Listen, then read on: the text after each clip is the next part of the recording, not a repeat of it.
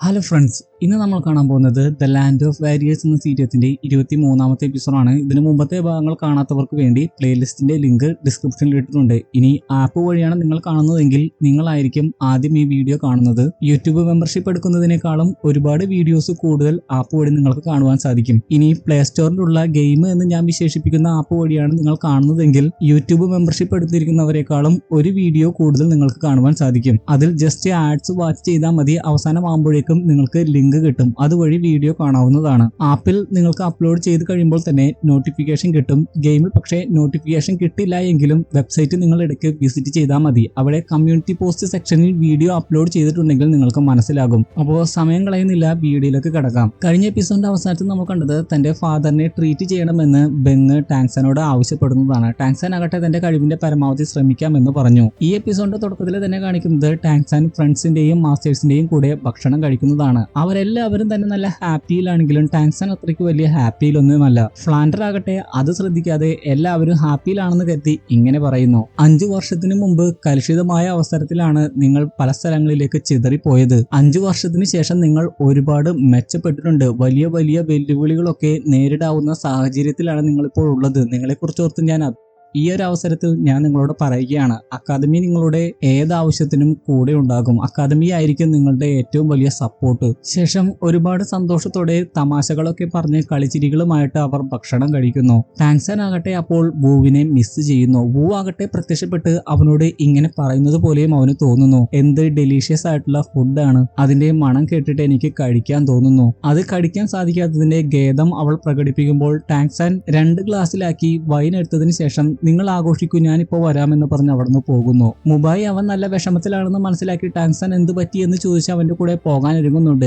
എന്നാൽ ടാങ്സൻ 2 ഗ്ലാസ്സിൽ വൈൻ എടുക്കുന്നതൊക്കെ യൂഷി ശ്രദ്ധിച്ചിരുന്നു. എന്തുകൊണ്ടാണ് അവൻ ഇങ്ങനെയൊക്കെ ചെയ്യുന്നതെന്ന് യൂഷിക്ക് മനസ്സിലായതുകൊണ്ട് തന്നെ യൂഷി മുബായി അവനെ വെറുതെ വിടാൻ പറയുന്നു. ആംഗ്യത്തിലാണ് അത് കാണിക്കുന്നത്. മുബായിക്ക് അത് മനസ്സിലാകുന്നു. ടാങ്സൻ ആകട്ടെ അതിനുശേഷം മറ്റൊരു സ്ഥലത്ത് വന്നിട്ട് വൂവിനോട് പറയുകയാണ്, ഞാൻ നിന്റെ കൂടെ കുടിക്കാം. നിന്നെ ഉയർപ്പിച്ചതിന് ശേഷം എല്ലാവരും ഒരുമിച്ച് നമുക്ക് ഇതേപോലെ കഴിക്കാം. വൂ പറയുകയാണ്, നീ എന്താണ് ഈ കാണിച്ചത്? എല്ലാവരും നിന്നെ കുറിച്ച് ഓർത്ത് ആകുലപ്പെടില്ലേ? ടാങ്സൻ അപ്പോൾ പറയുകയാണ്, ഞാൻ ജെന്യുവൻ ആയിട്ട് ഹാപ്പി ആയിരുന്നില്ല. അധിക നേരം അഭിനയിച്ച് എനിക്ക് അവിടെ പിടിച്ചു നിൽക്കാനാകില്ല. അങ്ങനെ നിൽക്കുകയാണെങ്കിൽ ഞാൻ അവരുടെ മൂഡ് കൂടി നശിപ്പിക്കും. അതുകൊണ്ടാണ് ഇങ്ങോട്ട് വരുന്നതെന്ന് എനിക്ക് ബെറ്റർ എന്ന് തോന്നിയത്. വൂ പറയുകയാണ്, നേരത്തെ ഓസ്കാറിനെ വലിയ കാര്യത്തിൽ ഉപദേശിക്കുന്നുണ്ടായിരുന്നല്ലോ, നിന്റെ കാര്യം വന്നപ്പോൾ നീ പരാജയപ്പെടുകയാണ്. ടാങ്സൻ പറയുകയാണ്, അതങ്ങനെയാണ്. ഡോക്ടറിനെ സ്വയം ചികിത്സിക്കാൻ അല്പം ബുദ്ധിമുട്ടാണ്. ഞാനിപ്പോൾ ശ്രദ്ധിക്കുന്നത് താങ്ക്ലാനെ എങ്ങനെയെങ്കിലും ശക്തിപ്പെടുത്തണം, എങ്ങനെയെങ്കിലും പവർഫുൾ ആയതിനു ശേഷം നിന്നെ ഉയർത്തെഴുന്നേൽപ്പിക്കണം, മാർഷൽ സോൾ ഹാളിനോട് പ്രതികാരം വീട്ടണം. ഇത് മാത്രമേ എന്റെ ചിന്തയിലുള്ളൂ. വൂ അപ്പോൾ പറയുകയാണ്, ശരിയാണ്, അതൊക്കെ ചെയ്യേണ്ട കാര്യമാണ്. പക്ഷെ അതൊരു ലോങ് ആയിട്ടുള്ള പ്രോസസ്സാണ്, ഒരുപാട് സമയമെടുക്കും. ഈ അവസരങ്ങളെല്ലാം നീ ഇതേപോലെ സാഡ് ആയിട്ടിരിക്കാൻ പോവുകയാണോ? നിന്റെ ബോഡി ഹെൽത്തി ആയിട്ടിരിക്കണം, മൈൻഡ് ഹാപ്പി ആയിട്ടിരിക്കണം. എങ്കിൽ മാത്രമേ ഇതൊക്കെ നിനക്ക് പെട്ടെന്ന് നേടിയെടുക്കാൻ സാധിക്കുകയുള്ളൂ. അതെല്ലാം കേട്ട് ടാങ്സൻ പറയുകയാണ്, ചിലപ്പോഴൊക്കെ നീ റിയൽ ആണ് എന്ന് പോലും എനിക്ക് തോന്നിപ്പോകുന്നു. ശേഷം അവളുടെ മുഖത്ത് തൊടാനൊരുങ്ങുമ്പോൾ തന്നെ വൂ അപ്രത്യക്ഷമാവുകയാണ്. യൂഷി ആകട്ടെ അവിടെ എത്തി ടാങ്സനോട് പറയുകയാണ്, ക്യൂബർ ആംബർ പകോഡ സെക്റ്റിലേക്ക് ഒരുപാട് ആയുധങ്ങൾ നീ എത്തിച്ചു കൊടുക്കാമെന്ന് പറഞ്ഞല്ലോ, അത് നീ എങ്ങനെയാണ് ചെയ്യാൻ പോകുന്നത്? നിന്റെ ക്ലാനിൽ ഇപ്പോൾ നീയും ഓസ്കാറും മാഹോങ്ജുണും മാത്രമല്ലേ ഉള്ളൂ? ടാങ്സൻ പറയുകയാണ്, അത് പിന്നീടുള്ള കാര്യമാണ്. ആദ്യം സെക്റ്റിലേക്ക് ഒരുപാട് മെമ്പേഴ്സിനെ കൊണ്ടുവരണം. ഞങ്ങളുടെ ഹോത്തിയാൻ സെക്റ്റിന് കീഴിൽ 4 പ്രധാനപ്പെട്ട സെക്റ്റുകൾ ഉണ്ടായിരുന്നു. എന്റെ ഫാദറിന്റെ ആ പ്രശ്നം മൂലം എല്ലാ സെക്റ്റുകളും വിഭജിക്കപ്പെട്ടു പോവുകയായിരുന്നു. മാർഷൽ സോൾ ഹാള് അവരെ അടിച്ചമർത്തി. അവരെ തിരിച്ചു കൊണ്ടുവരിക എന്നതാണ് എന്റെ ആദ്യത്തെ ലക്ഷ്യം. അതുവഴി ഫാദറിന്റെ ആഗ്രഹവും ഞാൻ നിറവേറ്റും. പക്ഷേ അതത്രയ്ക്ക് എളുപ്പമുള്ള കാര്യമല്ല. അവർക്ക് ഹോത്തിയാൻ സെക്റ്റിനോട് നല്ല ദേഷ്യമുണ്ട്. ഫ്ലാൻഡർ അപ്പോഴേക്കും അവിടെ എത്തിയിട്ട് പറയുകയാണ്, അവർ നിന്നെ സപ്പോർട്ട് ചെയ്തില്ലെങ്കിലും അക്കാദമി നിന്റെ കൂടെ ഉണ്ടാകും. ക്ലാനിൽ ചേരില്ല എങ്കിലും നിനക്ക് വേണ്ടി പ്രവർത്തിക്കാൻ ഒരുപാട് ജൂനിയേഴ്സ് ഉണ്ടാകും. ടാങ്സൻ അപ്പോൾ അതൊക്കെ കേട്ട് സന്തോഷത്തോടെ നന്ദി പറയുന്നു. മറ്റുള്ള ഫ്രണ്ട്സ് ആകട്ടെ അപ്പോഴേക്കും അവിടെ എത്തി പറയുകയാണ്, ഞങ്ങളും നിന്റെ കൂടെ ഉണ്ടാകും. അതിനുശേഷം ഹോത്തിയാൻ സെക്റ്റിന്റെ അണ്ടറിൽ ഉണ്ടായിരുന്ന ഒരു സെക്റ്റ് ആയിട്ടുള്ള ട്രൈബ് ഓഫ് സ്ട്രെങ്ത്തിനെ പറ്റിയാണ് റോങ് സംസാരിക്കുന്നത്. അവർ സംസാരിക്കുന്നത് വേറൊന്നുമല്ല, ആ ഒരു സെക്റ്റ് തീർച്ചയായും അവരെ സപ്പോർട്ട് ചെയ്യുമെന്നാണ് അവർ പറയുന്നത്. മുബായിയും ഷൂക്കിങ്ങും മറ്റുള്ളവരും ആകട്ടെ പറയുകയാണ്, നിനക്ക് എന്ത് തന്നെ ആവശ്യമുണ്ടെങ്കിലും ഞങ്ങൾ ചെയ്തു തരാൻ റെഡിയാണ്. നീ ഒന്ന് പറഞ്ഞാൽ മാത്രം മതി. നമ്മൾ താങ്ക്ലാനെ വളരെ പവർഫുൾ ആയിട്ടുള്ള ഒരു ക്ലാൻ ആക്കി മാറ്റും. അതിനുശേഷം ടാങ്സൻ അവന്റെ ആന്റിയോട് സംസാരിക്കുന്നതാണ് കാണിക്കുന്നത്. ടാങ്സന്റെ ആന്റി ദേഷ്യത്തോടെ പറയുകയാണ്, എന്റെ സഹോദരന്റെ അതേ വിധി തന്നെയാണ് മാർഷൽ സോൾ ഹാള് നിങ്ങൾക്കും വരുത്തി വെച്ചത്? എന്ത് ദുഷ്ടപ്രവൃത്തികളാണ് ഈ മാർഷൽ സോൾഹാള് ചെയ്തു കൂട്ടുന്നത്? തീർച്ചയായും അവർ ഇതിനൊക്കെ അനുഭവിക്കണം. ടാങ്സാൻ ദേഷ്യത്തോടെ പറയുകയാണ്, അവരോട് ഞാൻ തീർച്ചയായും പ്രതികാരം ചെയ്യും, അവരെ കൊണ്ട് ഇതിനെല്ലാം ഉത്തരം പറയിപ്പിക്കും. ടാങ്സാന്റെ ആന്റി ആകട്ടെ അതിനുശേഷം പറയുകയാണ്, കഴിഞ്ഞ പ്രാവശ്യം കണ്ടതിനേക്കാളും നീ ഒരുപാട് ശാന്തനായിട്ടുണ്ട്. നീ നമ്മുടെ സെക്റ്റിനെ കുറിച്ച് ഓർത്തൊന്നും ആകുലപ്പെടേണ്ട. കഴിവുള്ള ഒരാളെയാണ് ലീഡറാക്കാൻ സെക്റ്റ് ആഗ്രഹിക്കുന്നത്. നീ ഇത്തരത്തിലുള്ള വലിയ കാര്യങ്ങളൊക്കെ ചെയ്തു കഴിയുമ്പോൾ അത് സെക്റ്റിനെ അഭിമാനിക്കാവുന്ന കാര്യമാണ്. പക്ഷേ നീ പറഞ്ഞതുപോലെ താങ് ക്ലാനിലേക്ക് 4 സെക്റ്റുകളെയും കൊണ്ടുവരുന്നത് അത്രയ്ക്ക് എളുപ്പമുള്ള കാര്യമല്ല. ടാങ്സാൻ പറയുകയാണ്, അതിനാണ് എനിക്ക് ആന്റിയുടെ സഹായം വേണമെന്ന് പറഞ്ഞത്. ആന്റി അപ്പോൾ പറയുകയാണ്, എന്നെ കണ്ടു കഴിഞ്ഞാൽ തന്നെ ദേഷ്യത്തോടെ അവർ ആട്ടി ഓടിക്കും. അത്രയ്ക്കും വലിയ കാര്യങ്ങളാണ് അന്ന് നടന്നത്. നിനക്കതിനെപ്പറ്റി അറിയാത്തത് കൊണ്ടാണ്. അവർക്ക് നമ്മോടുള്ള ദേഷ്യം വളരെ വലുതാണ്. ടാങ്സാൻ പറയുകയാണ്, ആന്റി അവരെ ഡയറക്റ്റ് ആയിട്ട് പോയി കാണേണ്ട ആവശ്യമില്ല, അവരെ കുറിച്ചുള്ള കാര്യങ്ങൾ പറഞ്ഞു തന്നാൽ മാത്രം മതി. ശേഷം എല്ലാ ക്ലാനുകളെ കുറിച്ചും ഡീറ്റെയിൽഡ് ആയിട്ട് അവന്റെ ആന്റി ടാങ്സാന് പറഞ്ഞു കൊടുക്കുന്നു. അവരുടെയൊക്കെ പേരുകൾ ഇപ്പോൾ പറയുകയാണെങ്കിൽ കൺഫ്യൂസ് ആയിരിക്കും. അതുകൊണ്ട് ഓരോരുത്തരെയും കാണുന്ന സമയത്ത് പറയാം. എങ്കിലും ഓരോ ക്ലാനുകളും എന്തിലാണ് ഫോക്കസ് ചെയ്യുന്നത് എന്ന് പറയാം. ആദ്യത്തെ ക്ലാനിനെ കുറിച്ച് നമ്മൾ നേരത്തെ പറഞ്ഞല്ലോ, ട്രൈബ് ഓഫ് സ്ട്രെങ്ത്. അവര് പ്രധാനമായിട്ടും ചെയ്യുന്നത് ബ്ലാക്ക് സ്മിത്തിന്റെ വർക്കുകളാണ്, ആയുധങ്ങളൊക്കെ ഉണ്ടാക്കുന്നത്. അത് കൂടാതെ ഉള്ളത് ട്രൈബ് ഓഫ് ഡിഫൻസ് ആണ്. ഹോത്തിയാൻ സെക്ട് ഒക്കെ ഉള്ളത് മലകളുള്ള സ്ഥലങ്ങളിലാണല്ലോ. ആ സ്ഥലം പോലും ഡിസൈൻ ചെയ്തത് ഇവരാണ്. ഇവരുടെ ഡിഫൻസിനെ കുറിച്ച് പറയുകയാണെങ്കിൽ വളരെ മികച്ചതാണ്. പ്രധാനപ്പെട്ട 7 ക്ലാനുകളിൽ വരുന്ന എലിഫന്റ് ട്രൈബ് ക്ലാനുമായിട്ട് ഇവരെ ഉപമിക്കാറുണ്ട്. പിന്നെ വരുന്നത് എജിലിറ്റി ക്ലാൻ ആണ്. അവരുടെ അവസ്ഥ ഇപ്പോൾ വളരെ മോശമാണ് എന്നാണ് കേൾക്കുന്നത്. അതുമാത്രമല്ല എജിലിറ്റി ക്ലാനിന്റെ ലീഡർ ആയിട്ടുള്ള വ്യക്തിക്ക് ഇവരുമായിട്ട് നല്ല അടുപ്പമുണ്ട്. ടാങ്സാന്റെ ആന്റി അയാളെ അങ്കിൾ എന്നൊക്കെയാണ് വിളിക്കുന്നത്. ആ വ്യക്തിയെ കണ്ടു കഴിയുമ്പോൾ നല്ല രീതിയിലുള്ള ബഹുമാനമൊക്കെ കൊടുക്കണം എന്ന് ടാങ്സാനോട് പറയുകയും ചെയ്യുന്നു. പിന്നെ അവസാനമായിട്ട് ട്രൈബ് ഓഫ് ഡിസ്ട്രക്ഷൻ ആണ് ഉള്ളത്. അവർ പ്രധാനമായിട്ടും ഫോക്കസ് ചെയ്യുന്നത് മെഡിസിനുകളിലാണ്. ആളുകളെ അതുപയോഗിച്ച് രക്ഷിക്കാൻ മാത്രമല്ല വിഷം കൊടുത്ത് കൊല്ലാൻ പോലും അവർക്ക് സാധിക്കും. പക്ഷേ ആ സമയത്ത് ഏറ്റവും കൂടുതൽ കഷ്ടതകൾ അനുഭവിച്ചത് ഈ ക്ലാൻ തന്നെയായിരുന്നു. ക്ലാനിലെ നേതാവിന്റെ സഹോദരനെ മാർഷൽ സോൾഹാള് പിടിച്ചുകൊണ്ടുപോയി. ഹോത്തിയാൻ സെക്റ്റിന്റെ ലൊക്കേഷൻ മനസ്സിലാക്കുന്നതിന് വേണ്ടിയാണ് പിടിച്ചുകൊണ്ടുപോയത്. അദ്ദേഹത്തിന്റെ സഹോദരൻ ജീവിച്ചിരിക്കുന്നില്ല എന്നാണ് ഞാൻ കേട്ടത്. ഈ വ്യക്തിയെ കുറിച്ച് പരാമർശിക്കുന്നത് ഓർത്തു വെക്കണം, കാരണം വളരെ പ്രധാനപ്പെട്ട ഒരു കാര്യം തന്നെയാണത്. അതെല്ലാം കേട്ട് ടാങ്സാൻ പറയുകയാണ്, വെറുതെ അല്ല എന്റെ ഫാദറിന് ഇത്രയ്ക്കും കുറ്റബോധം തോന്നുന്നത്. തീർച്ചയായും അവരെ എല്ലാവരെയും ഞാൻ പഴയ അവസ്ഥയിലേക്ക് തിരികെ കൊണ്ടുവരും. ഇനി ഒരിക്കലും മാർഷൽ സോൾഹാള് അവരെ അടിച്ചമർത്തില്ല. ഇനി എന്തെങ്കിലും ചോദിക്കാനുണ്ടോ എന്ന് ചോദിക്കുമ്പോൾ അവസാനമായിട്ട് ഒരു ചോദ്യം ചോദിക്കാനുണ്ട് എന്ന് ടാങ്സാൻ ചോദിക്കുന്നുണ്ടെങ്കിലും ആ ചോദ്യം എന്താണ് എന്ന് ഇവിടെ കാണിക്കുന്നില്ല. പിന്നെ കാണിക്കുന്നത് ട്രൈബ് ഓഫ് സ്ട്രെങ്ത്തിനെയാണ്. ട്രൈബ് ഓഫ് സ്ട്രെങ്ത്തിന്റെ നേതാവായിട്ടുള്ള വ്യക്തിയുടെ പേര് ടൈറ്റൻ എന്നാണ്. ആ വ്യക്തിയെ ഇതുവരെയും കാണിച്ചിട്ടില്ല. കാണിക്കുമ്പോൾ ഞാൻ പറയാം. ട്രൈബ് ഓഫ് സ്ട്രെങ്ത് വളരെ ദാരിദ്ര്യത്തിലൂടെയാണ് കടന്നു പോകുന്നതെന്നാണ് ഈ ഒരു സീനിലൂടെ നമ്മൾ കാണാൻ പോകുന്നത്. ടൈറ്റന്റെ മകൻ കണക്കുകൾ നോക്കിയതിനു ശേഷം പറയുകയാണ്, ഇന്നാണ് നമ്മുടെ ട്രൈബിലുള്ള ഫാമിലി മെമ്പേഴ്സിന് പണം എത്തിച്ചു കൊടുക്കേണ്ടത്. പക്ഷേ ഇപ്പോഴും പല ക്ലാനുകളും ഒരുപാട് പണം തരാനുണ്ട്. അപ്പോഴേക്കും പണം പിരിക്കാൻ പോയ അവരുടെ ക്ലാനുണ്ടായ ഒരു വ്യക്തി തിരിച്ചു വന്നിട്ട് പറയുകയാണ്, നമുക്ക് ഒരുപാട് പണം തരാനുണ്ടായിരുന്ന ഡിവൈൻ ഹോർനെറ്റ് ക്ലാൻ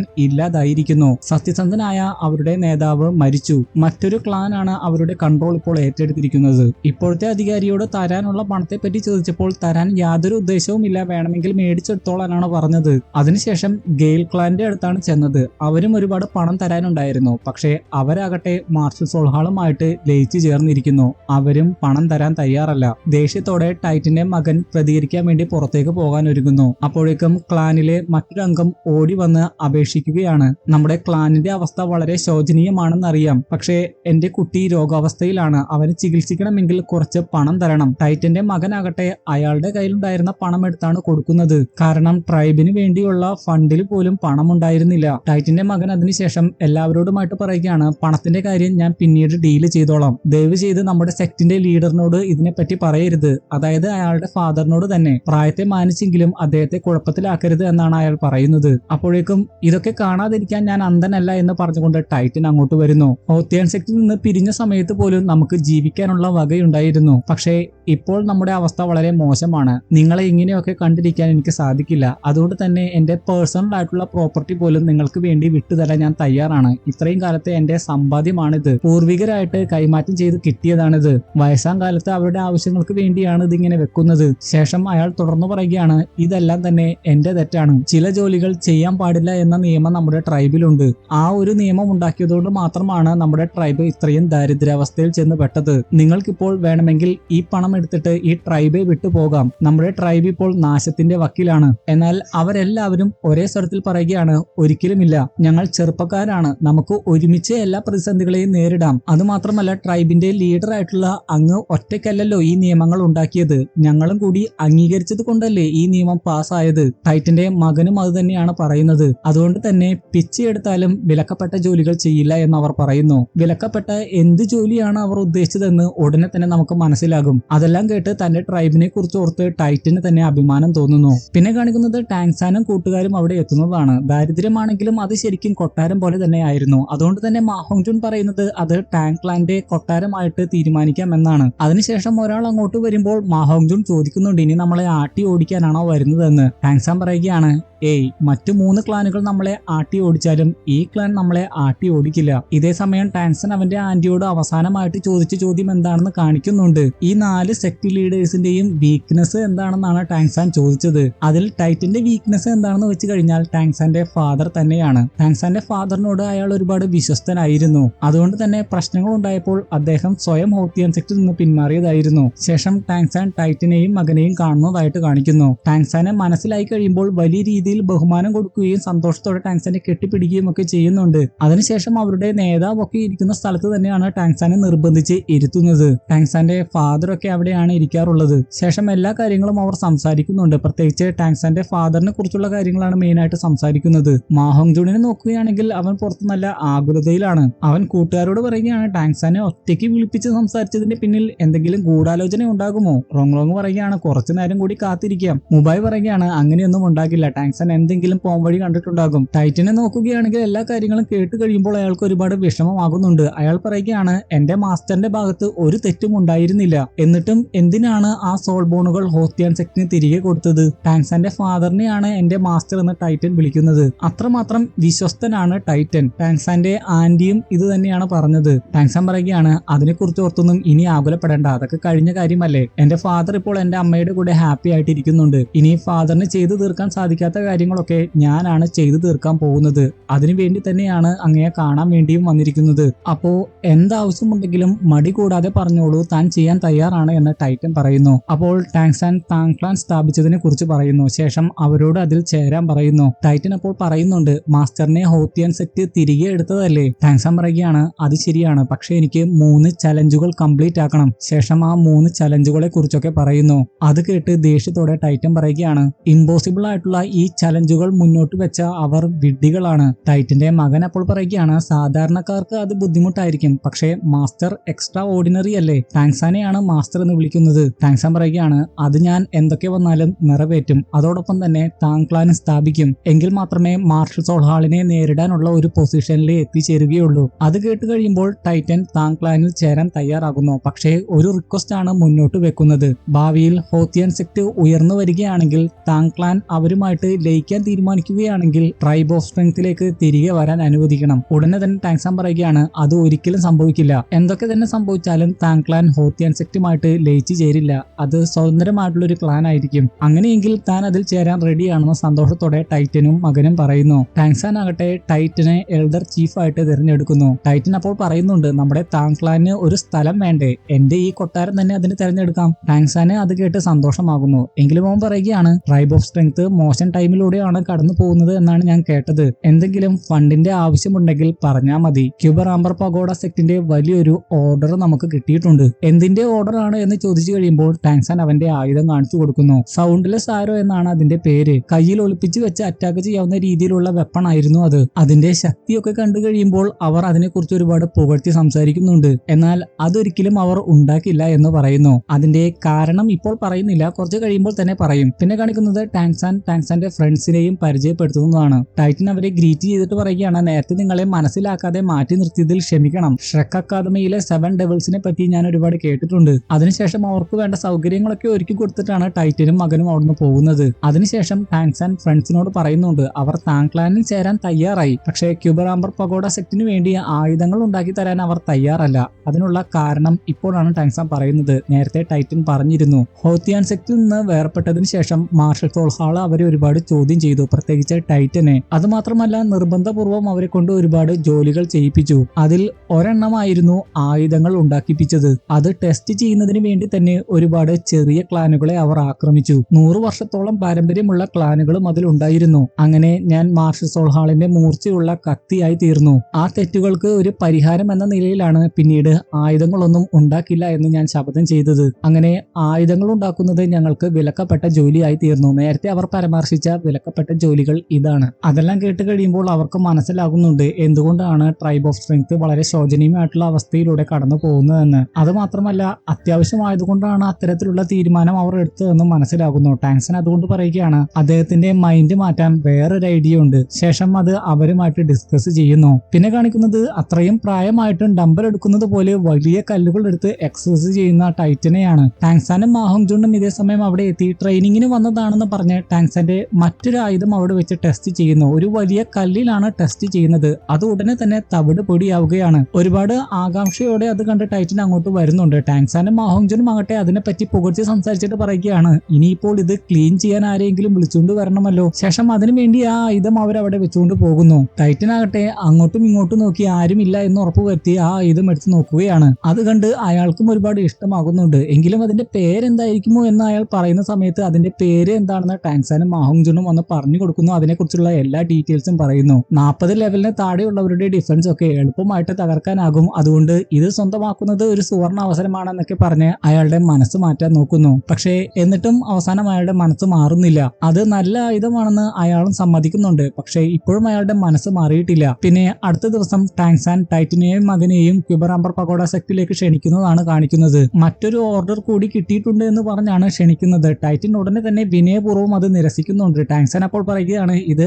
ആയുധത്തിന്റെ അല്ല, ആയുധം ഉണ്ടാക്കാനല്ല പോകുന്നത് എന്നറിഞ്ഞപ്പോൾ പൂർണ്ണ മനസ്സോടെ സന്തോഷത്തോടു കൂടിയാണ് ടാങ്സാന്റെ കൂടെ അവർ പോയത്. അവിടെ ചെന്ന് നോക്കിയപ്പോൾ കണ്ടത് ഒരുപാട് പരിക്ക് പറ്റിയ ക്യൂബർ ആംബർ പഗോഡ സെക്റ്റിലെ ആളുകളെ ആയിരുന്നു. റോങ് പറയുകയാണ് ഇവർക്ക് വേണ്ട കൈയും കാലും വെച്ച് പിടിപ്പിക്കുന്നതിന് വേണ്ടിയാണ് നിങ്ങളെ കൊണ്ടുവന്നത്. ടാങ്സാൻ പറയുകയാണ് അവരുടെ അളവെടുത്ത് കൃത്യമായ അളവിനനുസരിച്ച് ഉണ്ടാക്കാനാണ് ഇങ്ങോട്ട് കൊണ്ടുവന്നത്. അതിനുശേഷം അതിനെ അവരെ അനുവദിച്ചുകൊണ്ട് ടാങ്സാനും മറ്റുള്ളവരും മാറിക്കൊടുക്കുന്നു. അപ്പോഴാണ് ക്യൂബർ ആംബർ പഗോഡ സെക്റ്റിലെ കഴിഞ്ഞ ദിവസം മരുന്നൊന്നും കഴിക്കാതെ മരിക്കാൻ ശ്രമിച്ച വ്യക്തി എഴുന്നേറ്റ് പോകാൻ ശ്രമിക്കുന്ന സമയത്ത് വീഴാൻ പോകുന്നത്. ഉടനെ തന്നെ ടൈറ്റൻ ഓടിച്ചെന്ന് അയാളെ പിടിക്കുന്നുണ്ട്. അപ്പോഴാണ് അയാളുടെ കയ്യിൽ ടാങ്സാന്റെ ആയുധമായിട്ടുള്ള സൗണ്ട്ലെസ് ആരോ കാണുന്നത്. അതിനെപ്പറ്റി ടൈറ്റൻ ചോദിച്ചു കഴിയുമ്പോൾ ആ വ്യക്തി പറയുന്നുണ്ട് ഇതുണ്ടായത് കൊണ്ട് മാത്രമാണ് എന്റെ കാല് മാത്രം പോയത്, അല്ലെങ്കിൽ ഒരു പക്ഷേ ഞാൻ ജീവനോടെ പോലും ഉണ്ടാകില്ലായിരുന്നു. അത് ശരിക്കും ടൈറ്റന്റെ കണ്ണ് തുറക്കുന്നുണ്ട്. ശേഷം അയാളുടെ മെഷർമെന്റ് ആണ് ആദ്യം എടുക്കുന്നത്. അതിനുശേഷം ടാങ്സാനോടും റോങ്ങിനോടും അതിനെക്കുറിച്ച് സംസാരിക്കുന്നു. ടൈറ്റൻ പറയുകയാണ് ഇത് ഞാൻ നിങ്ങൾക്ക് ഫ്രീ ആയിട്ട് ഉണ്ടാക്കി തരാം. ടാങ്സാൻ പറയുകയാണ് ഈ ഒരു അവസരത്തിൽ നിങ്ങളെ കൊണ്ട് ഫ്രീ ആയിട്ട് ഇതൊക്കെ ചെയ്യിപ്പിക്കുന്നത് മോശമല്ലേ? ടൈറ്റൻ അപ്പോൾ പറയുകയാണ് ഇല്ല, ഞാൻ പറയുന്നതൊന്ന് കേൾക്കൂ, ഇത് ഞാൻ ഫ്രീ ആയിട്ട് ചെയ്തു തരാം. പക്ഷേ നീ പറഞ്ഞ ആയുധങ്ങൾ പൈസക്ക് മാത്രമേ ഉണ്ടാക്കി തരികയുള്ളൂ. അത് കേട്ട് സന്തോഷത്തോടെ ടാങ്സാൻ പറയുകയാണ് അപ്പോ ആയുധം ഉണ്ടാക്കാൻ നിങ്ങൾ റെഡിയാണോ? ടൈറ്റൻ പറയുകയാണ് കുഴിയിലേക്ക് കാല് നീട്ടി നിൽക്കുന്ന ഈ വൃദ്ധന്റെ കാർക്കശ്യം മൂലമാണ് നേരത്തെ അത് സാധ്യമല്ല എന്ന് പറഞ്ഞത്. ആയുധങ്ങൾ മോശം കാര്യങ്ങൾക്ക് വേണ്ടിയല്ല, നല്ല കാര്യങ്ങൾക്കും ഉപകരിക്കുമെന്ന് ഇന്ന് എനിക്ക് മനസ്സിലായി. ടാങ്സാൻ പറയുകയാണ് അന്ന് ആ തീരുമാനം എടുത്തതിൽ ആർക്കും അങ്ങയെ കുറ്റം പറയാനാകില്ല. ആ സാഹചര്യത്തിൽ അത് തന്നെയായിരുന്നു ഉചിതമായിട്ടുള്ള തീരുമാനം. പക്ഷേ ഇന്ന് സിറ്റുവേഷൻ അതല്ല. മാർഷൽ സോൾഹാള് ശക്തി പ്രാപിച്ചുകൊണ്ടിരിക്കുന്നു. ആർക്കും അവരെ തടയാനാകുന്നില്ല. അവർക്കെതിരെ ഫൈറ്റ് ചെയ്യുന്നതിനും അവരെ തടയുന്നതിനും വേണ്ടിയാണ് താങ്ക്ലാൻ ഞാൻ സ്ഥാപിച്ചത് തന്നെ. നാളെ തിയാൻഡുവോ സാമ്രാജ്യവും ഷിംഗ്ലു സാമ്രാജ്യവും താങ്ക്ലാന്റെ ആയുധങ്ങൾ ഉപയോഗിച്ച് അവർക്കെതിരെ പോരാടുകയാണെങ്കിൽ നമ്മുടെ ഭാഗത്ത് വിജയസാധ്യതയുണ്ടാകും. റോങ്ങും അത് തന്നെയാണ് പറയുന്നത്. മാർഷൽ സോൾഹാളിന്റെ സോൾ മാസ്റ്റേഴ്സിന് ഇപ്പോൾ തിയാൻഡുവോ സാമ്രാജ്യത്തിനെയും ഷിംഗ്ലോ സാമ്രാജ്യത്തെയും എളുപ്പത്തിൽ ഇല്ലാതാക്കാം. പക്ഷേ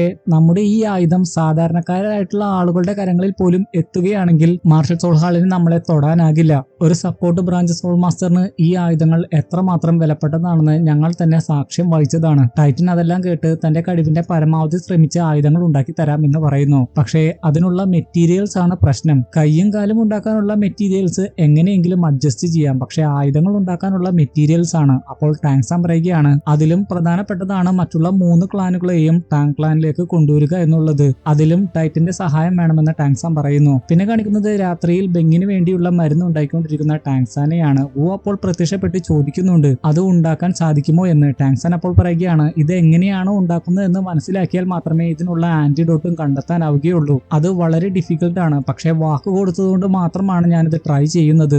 പറയുകയാണ് ദൂഗുബോയ്ക്കും നിനക്കും സാധിച്ചില്ലെങ്കിൽ പിന്നെ ആർക്കാണ് ഇത് സാധ്യമാകുക? സാധ്യമാകുന്നത്. ടാങ്സാൻ അപ്പോൾ പറയുന്നത് മറ്റുള്ള 3 സെക്ടുകൾ കൂടി ടാങ്ക് ലാൻഡിലേക്ക് വരികയാണെങ്കിൽ അത് സാധ്യമാകുമെന്നാണ്. കാരണം ട്രൈബ് ഓഫ് ഡിസ്ട്രക്ഷൻ മെഡിസിനിലാണല്ലോ കോൺസെൻട്രേറ്റ് ചെയ്യുന്നത്. അവർക്ക് ഏത് തരത്തിലുള്ള മെഡിസിൻസും ഉണ്ടാക്കാം, പോയിസൺസും ഉണ്ടാക്കാം. വു പറയുകയാണ് നിനക്കതിൽ കോൺഫിഡൻസ് ഇല്ല എന്ന് തോന്നുന്നു, എന്താണ് നിന്റെ അടുത്ത പ്ലാൻ? ടാങ്സാൻ പറയുകയാണ് ഓരോ 2 വർഷത്തിലും ഈ 4 ക്ലാനുകളും മീറ്റ് ചെയ്യാറുണ്ട്, അവിടെ വെച്ചൊരു അവസരം കിട്ടാതിരിക്കില്ല. പിന്നെ കാണിക്കുന്നത് എലിഫന്റ് ആർമേർഡ് ട്രൈബിലെ നേതാവ് ബിബിഡോങ്ങിന് അയച്ചു കൊടുത്ത ടാങ്സാന്റെ ആയുധം സേവക ബിബിഡോങ്ങിന് കാണിച്ചു കൊടുക്കുന്നതാണ്. എന്നാൽ അത് കണ്ടിട്ടും ബിബിഡോങ് പറയുകയാണ് സോൾ മാസ്റ്റേഴ്സിന്റെ ശക്തിയുടെ മുമ്പിൽ ഇത് ഒന്നുമല്ല.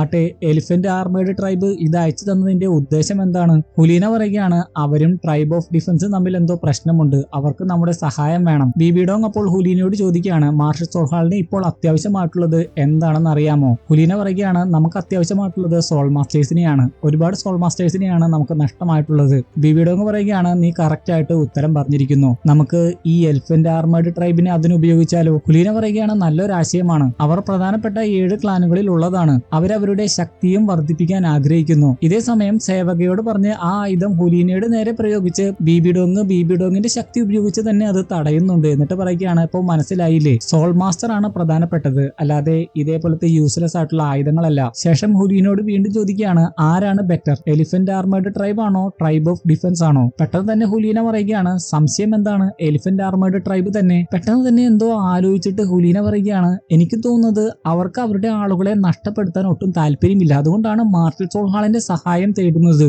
അതുവഴി നമ്മുടെ ആളുകൾക്ക് എന്തെങ്കിലും പരിക്ക് പറ്റുള്ളൂ. അത് കേട്ട് ബിബിഡോങ് പറയുകയാണ് ഹുലീന മറ്റുള്ളവരുടെ ഹൃദയം എങ്ങനെ കൺട്രോൾ ചെയ്യണമെന്ന് നീ പഠിക്കണം. ഹുലീന പറയുകയാണ് തീർച്ചയായും ഞാൻ ഇതിനെപ്പറ്റി നല്ലവണ്ണം റിസർച്ച് ചെയ്യട്ടെ, ശേഷം അവരുടെ ആഗ്രഹവും നടക്കും നമ്മുടെ ആഗ്രഹവും നടക്കും. പിന്നെ കാണിക്കുന്നത് ടാങ്സാനും മറ്റുള്ളവരും ലോങ്ഷിങ് ടൗൺ വഴി കടന്നു പോകുന്നതാണ്. അവിടെ വെച്ച് എലിഫന്റ് ആർമേർഡ് ട്രൈബിലെ കുറെ ആളുകൾ അവരെ തടഞ്ഞു വെച്ചുകൊണ്ട് 100 സോൾ കോയിൻ തന്നാൽ മാത്രമേ അതുവഴി കടന്നു പോകാൻ സാധിക്കുകയുള്ളൂ എന്ന് പറയുന്നു. എന്നാൽ അവരത് കൊടുക്കാൻ തയ്യാറാകുന്നില്ല. അപ്പോഴേക്കും ബൂലിയും ടീമും അങ്ങോട്ട് വന്ന് ആരാണത് കൊടുക്കാത്തത് എന്ന് ചോദിക്കുന്നു. അവനെ കണ്ടു കഴിയുമ്പോൾ തന്നെ ടൈറ്റിന്റെ മകനാണ് അവരെ ആക്രമിക്കാൻ ഒരുങ്ങുന്നത്. എന്നാൽ അപ്പോഴേക്കും അവനെ തടഞ്ഞുകൊണ്ട് മാഹോങ്ജുൻ പറയുകയാണ് ഇവരുമായിട്ട് മുമ്പത്തെ എന്റെ ഒരു കണക്ക് തീർക്കാനുണ്ട്. ശേഷം മാഹോങ്ജുനെ കണ്ടു കഴിയുമ്പോൾ ബൂലി പറയുകയാണ് നീ ഇവിടെയും വന്നോ, ഇന്ന് ഞാൻ നിന്നെ തീർത്ത് കളയുമെന്ന് പറഞ്ഞ് ബൂലി അവന്റെ സർവ്വശക്തിയും എടുത്ത് മാഹോങ്ജുനെ ആക്രമിക്കുന്നു. അത് കണ്ട് എല്ലാവരും ഒന്ന് ഞെട്ടുന്നുണ്ടെങ്കിലും ഓസ്കാർ പറയുകയാണ് പേടിക്കണ്ട, മാഹോങ്ജുൻ അവരെയൊക്കെ നിഷ്പ്രയാസം നേരിടും. അതേപോലെ തന്നെ നിഷ്പ്രയാസം മാഹോങ്ജുൻ അവരെ എല്ലാവരെയും ഇടിച്ചു തെറിപ്പിച്ചിട്ടുണ്ടായിരുന്നു. ശേഷം അതിൽ നിന്ന് ഒരു വ്യക്തി എഴുന്നേറ്റ് പാഞ്ഞ് ചെന്ന് വീണ്ടും ആക്രമിക്കാൻ ഒരുങ്ങിയതാണ്. പക്ഷേ ടാങ്സൻ അപ്പോഴേക്കും അവന്റെ ഹാമർ കൂടി പ്രയോഗിച്ചപ്പോൾ അത് കണ്ട് എല്ലാവരും അവിടുന്ന് പേടിച്ചോടി. ശേഷം സ്ട്രീറ്റിലെ ഒരു സ്ഥലത്ത് വെച്ച് മാഹോങ്ജുൻ കുറെ കാര്യങ്ങളൊക്കെ അവരോട് വിശദീകരിച്ച് പറഞ്ഞു കൊടുക്കുന്നുണ്ട്. ഇവിടെ വെച്ചായിരുന്നു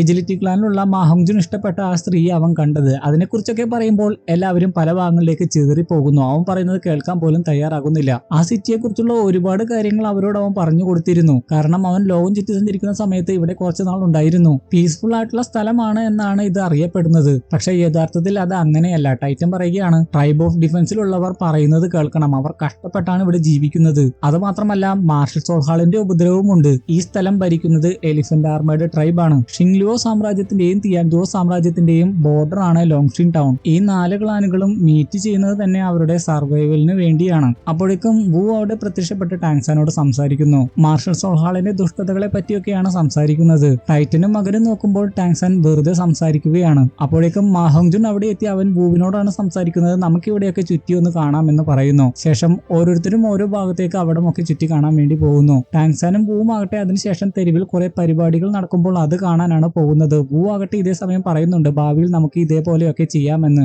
ഇതോടെ ഈ എപ്പിസോഡും കൂടെ കഴിഞ്ഞിരിക്കുകയാണ്. ഇന്നത്തെ വീഡിയോ ഇഷ്ടപ്പെട്ടെങ്കിൽ തീർച്ചയായും ലൈക്ക് ചെയ്യാൻ മറക്കരുത്. അടുത്ത വീഡിയോയിൽ നമ്മൾ ഉടനെ തന്നെ കാണും. അതുവരെ ഗുഡ് ബൈ.